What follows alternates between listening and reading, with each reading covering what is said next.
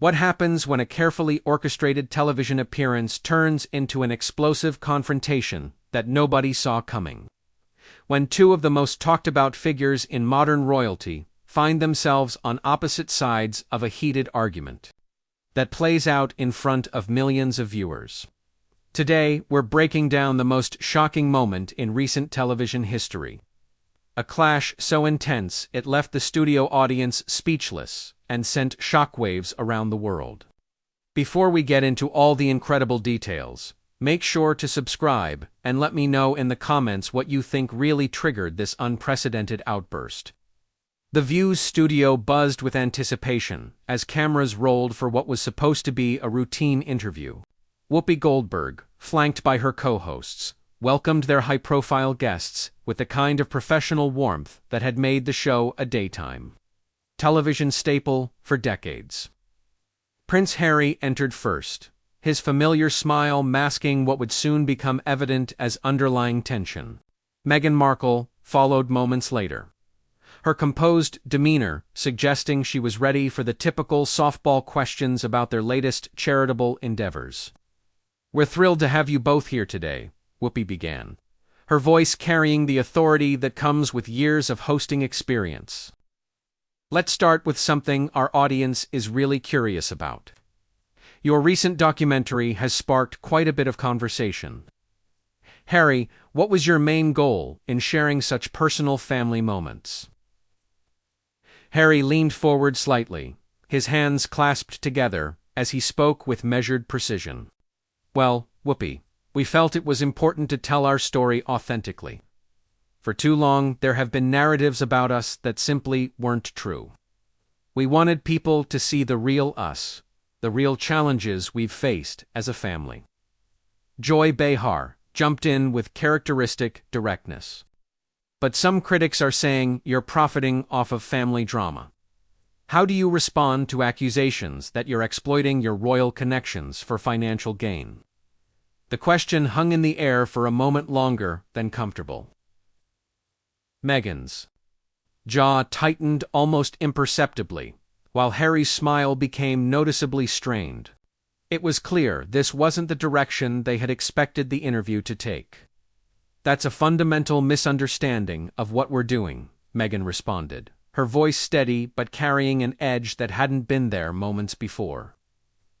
"We're sharing our truth, our experiences. If people want to call that exploitation, then perhaps they need to examine their own motivations for wanting to silence authentic voices." Sunny Hostin sensed the shift in energy and pressed further. "But Meghan, when you signed that Netflix deal worth millions, wasn't part of the appeal your royal status? Isn't it fair to say that your connection to the British royal family is central to your marketability?" Harry shifted uncomfortably, his protective instincts clearly activated. "Our work speaks for itself. We're using our platform to highlight important causes, to shine a light on issues that matter. If that happens to be commercially successful, I don't see how that's anyone's business but ours." "Harry, that's interesting," Sarah N. interjected, "because your father, now King Charles, has made public statements about the family's commitment to serving without personal financial gain. Don't you see a contradiction there?" The temperature in the studio seemed to drop several degrees.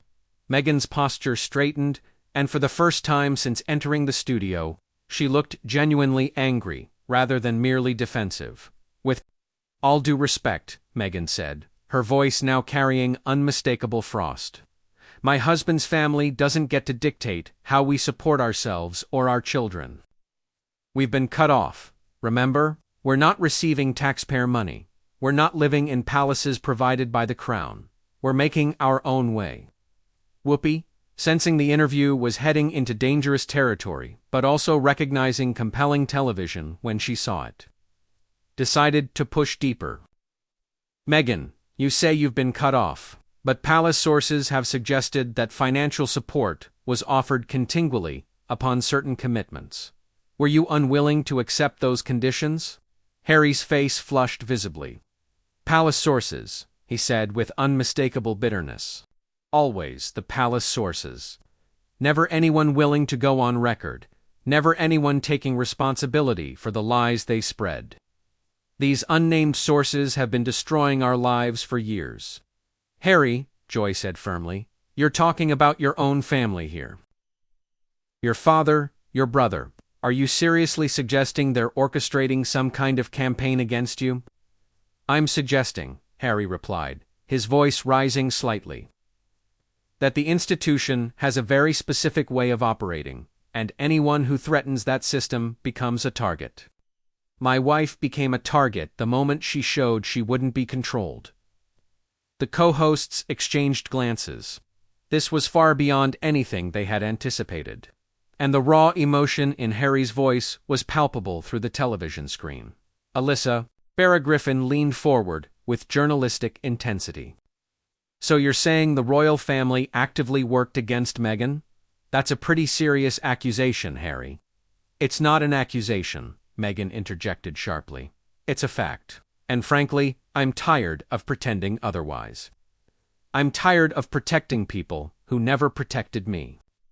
Harry turned to look at his wife, and for a split second, something passed between them. A look that suggested this conversation was about to take an even more dramatic turn. Meghan, Harry said quietly, but his voice carried clearly through the studio microphones. Maybe we should stick to talking about our projects. The suggestion came across as more of a warning than a recommendation, and Meghan's response was immediate and fierce. No, Harry, I'm done sticking to safe topics. I'm done pretending that everything is fine when it's not. She turned back to face the panel of hosts, her eyes blazing with an intensity that made everyone in the studio lean back slightly. You want to know about palace sources? Let me tell you about palace sources. They leaked stories about me having tantrums, about me making Kate cry, about me being difficult to work with. All lies, all designed to make me the villain in a story where I was actually the victim. Whoopi held up her hand, trying to regain control of the rapidly spiraling interview. Meghan, these are very serious allegations you're making on live television. They're serious because they're true, Meghan shot back. And I have receipts. I have text messages. I have emails. I have recorded conversations that prove everything I'm saying. The question is whether anyone has the courage to actually report the truth, instead of just repeating palace propaganda. Harry's face had gone completely pale. Meghan, please, he said, his voice barely above a whisper. Think about what you're doing. What I'm doing. Meghan whirled around to face her husband, and the raw fury in her voice made the entire studio audience gasp audibly. What I'm doing is finally telling the truth that you've been too scared to tell for years. What I'm doing is refusing to protect people who tried to destroy me, destroy us, destroy our children's future. Joy Behar, veteran of thousands of heated television moments, recognized they were witnessing something extraordinary. Harry, you look like you disagree with your wife's approach here. Harry ran his hands through his hair, a gesture that betrayed his inner turmoil. I think there are ways to address these issues without burning everything down. There are family relationships at stake here. Relationships that once they're destroyed, they can't be rebuilt. Family relationships. Meghan's voice reached a pitch that made everyone in the studio wince. Where were these precious family relationships when I was suicidal? Where were they when I begged for help and was told I couldn't get it because it wouldn't look good for the institution? Where were they when our son was being discussed in terms of how dark his skin might be? The studio fell into absolute silence. Even the camera operators seemed to freeze. This was the kind of television moment that careers are made and destroyed by. Sunny Hostin was the first to find her voice. Meghan, are you saying that members of the royal family made racist comments about your unborn child? I'm saying, Meghan replied with deadly calm, that there were conversations about Archie's skin color and what that would mean for his place in the line of succession. I'm saying that my husband's family was more concerned about optics than they were about the welfare of their own grandson. Harry stood up abruptly, his chair rolling backward with the force of his movement. Meghan, stop. Please, just stop. This isn't the way. The way. Meghan remained seated, but her voice rose to match his panic. The way is to keep quiet while they systematically tried to erase me. The way is to smile and wave while they leaked lies to the press. The way is to protect their reputation while they destroyed mine. Sarah N. tried to interject with a voice of reason. Harry, Meghan, perhaps you should take a moment to collect yourselves. This is clearly a very emotional topic. Emotional.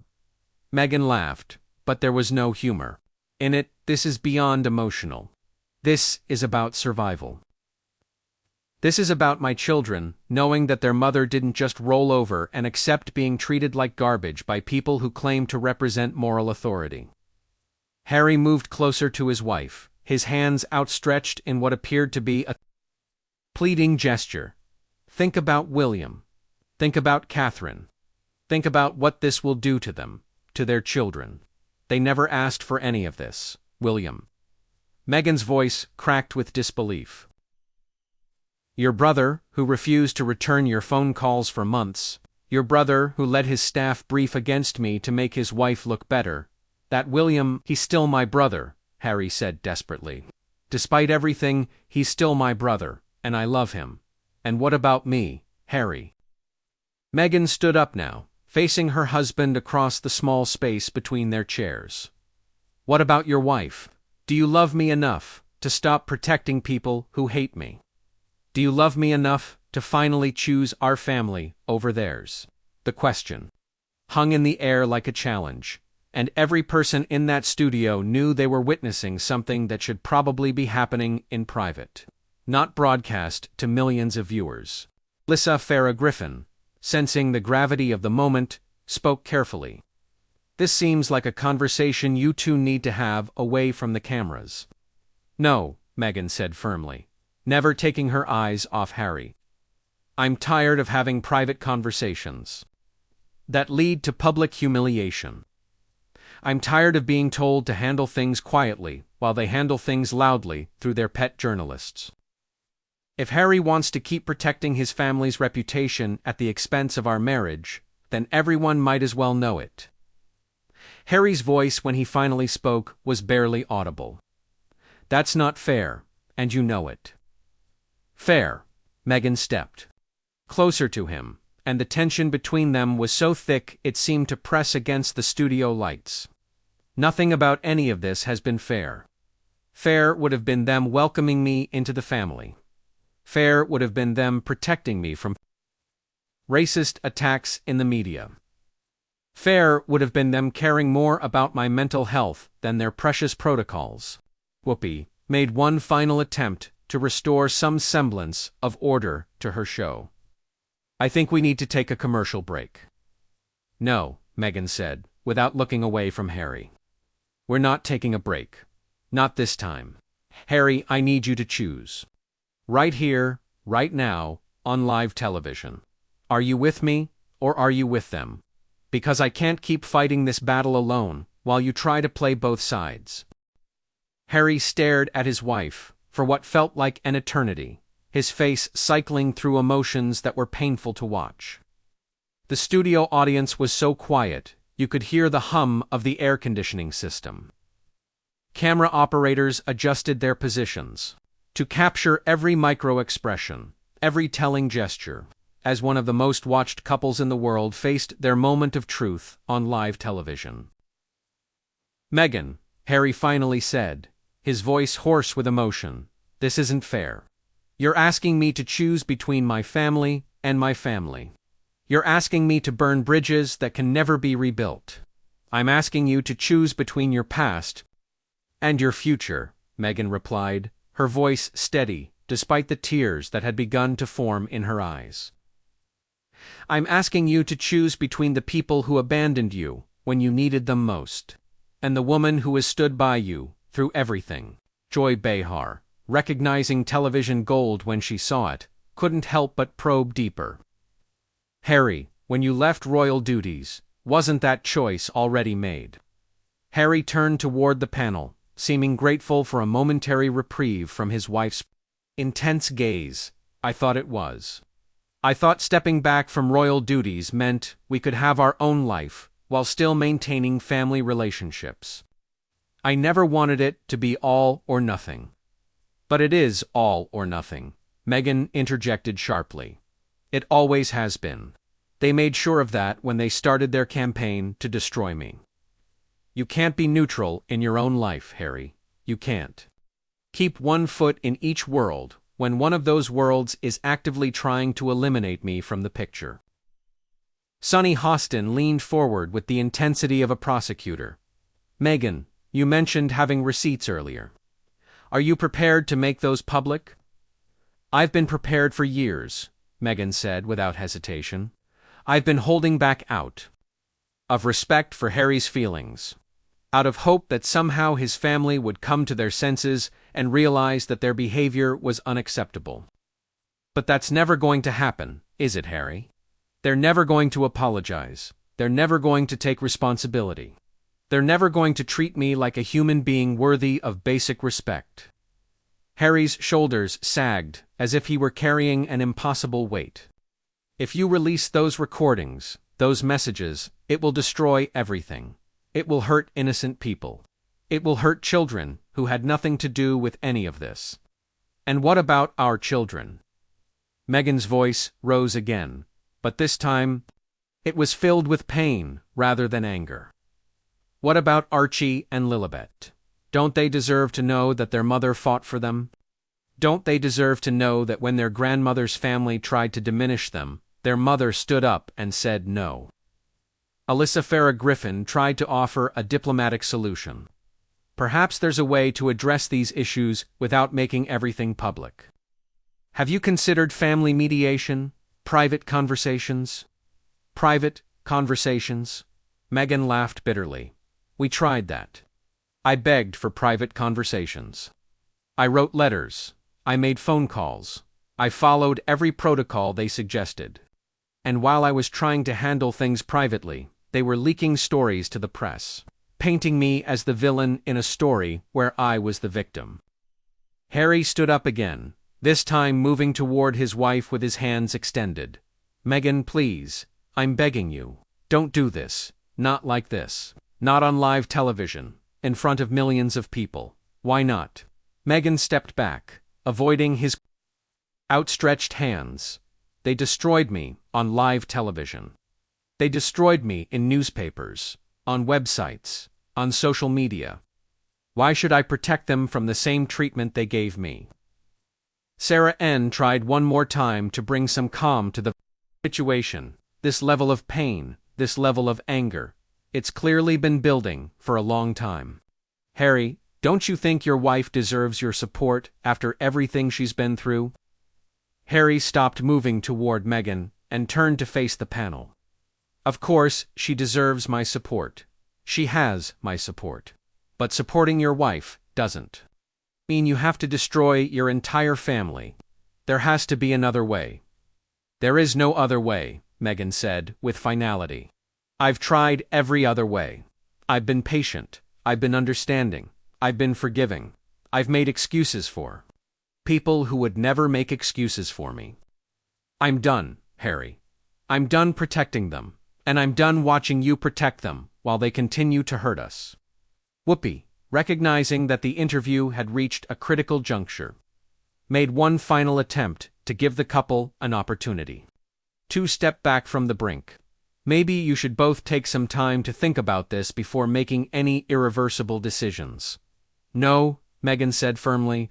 I've been thinking about this for years. Harry, I need an answer right now. Are you going to stand with your wife and children, or are you going to keep trying to maintain relationships with people who have shown you nothing but contempt since you chose to marry me?